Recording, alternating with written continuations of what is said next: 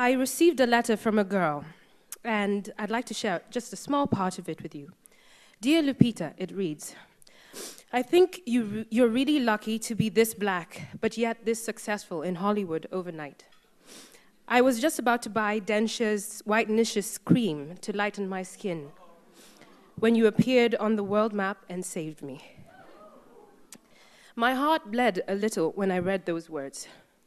I could never have guessed that my first job out of school would be so powerful in and of itself, and that it would propel me to be such an image of hope in the same way that the women of The Color Purple were to me.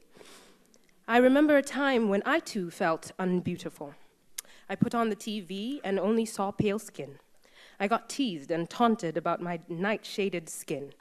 And my one prayer to God, the miracle worker, was that I would wake up lighter-skinned.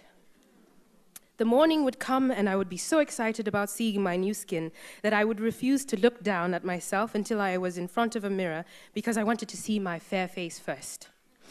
And every day I experienced the same disappointment of being just as dark as I had been the day before. I tried to negotiate with God. I told him I would stop stealing sugar cubes at night if he gave me what I wanted. I would listen to my mother's every word, sitting right there, and never lose my school sweater again if he just made me a little lighter.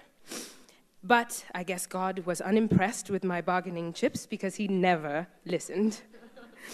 And when I was a teenager, my self-hate grew worse. As you can imagine, happens with adolescence. My mother reminded me often that she thought I was beautiful. But that was no consolation. She's my mother. Of course she's supposed to think I'm beautiful. And then Alec Weck came on the international scene. A celebrated model. She was dark as night. She was on all the runways and in every magazine, and everyone was talking about how beautiful she was. Even Oprah called her beautiful. And that made it a fact. I couldn't believe that people were embracing a woman who looked so much like me as beautiful. My complexion had always been an obstacle to overcome, and all of a sudden, Oprah was telling me it wasn't.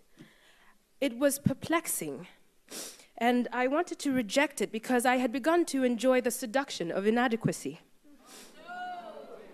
But a flower couldn't help but bloom inside me. When I saw Alec, I inadvertently saw a reflection of myself that I could not deny. Now, I had a spring in my step because I felt more seen, more appreciated by the faraway gatekeepers of beauty. But around me, the preference for light skin prevailed. To the beholders that I thought mattered, I was still unbeautiful. And my mother again would say to me, "You can't eat beauty. It doesn't feed you." And these words played and bothered me. I didn't really understand them until finally I realized that beauty was not a thing that I could acquire or consume. It was something that I just had to be. And what my mother meant when she said, "You can't eat beauty," was that you can't rely on how you look to sustain you. What actually sustains us, what is fundamentally beautiful, is compassion for yourself and for those around you. That kind of beauty, that kind of beauty inflames the heart and enchants the soul. It is what got Patsy in so much trouble with her master, but it is also what has kept her story alive to this day. We remember the beauty of her spirit, even after the beauty of her body has faded away. And so, I hope that my presence on your screens and in magazines may lead you, young girl, on a similar journey, that you will feel the validation of your external beauty, but also get to the deeper business of being beautiful inside. That, there is no shade in that beauty. Thank you.